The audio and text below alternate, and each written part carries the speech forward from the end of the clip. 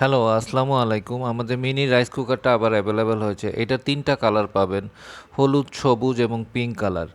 এই রাইস কুকারটিতে বাচ্চাদের খিচুড়ি, ফিরনি বা ভাত থেকে শুরু করে যে কোনো খাবার খুব তাড়াতাড়ি খুব সহজে রান্না করতে পারবেন।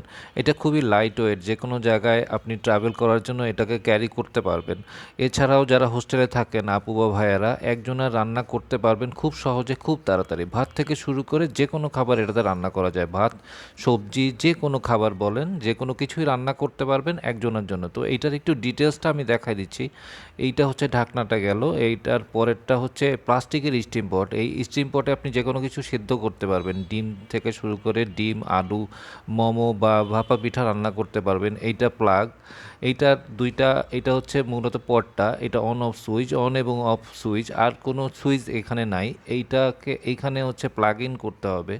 এটা টোটালি হচ্ছে নন স্টিক পট, পুড়ে যাবার বা খাবার নষ্ট হয়ে যাবার কোনো সম্ভাবনা নাই।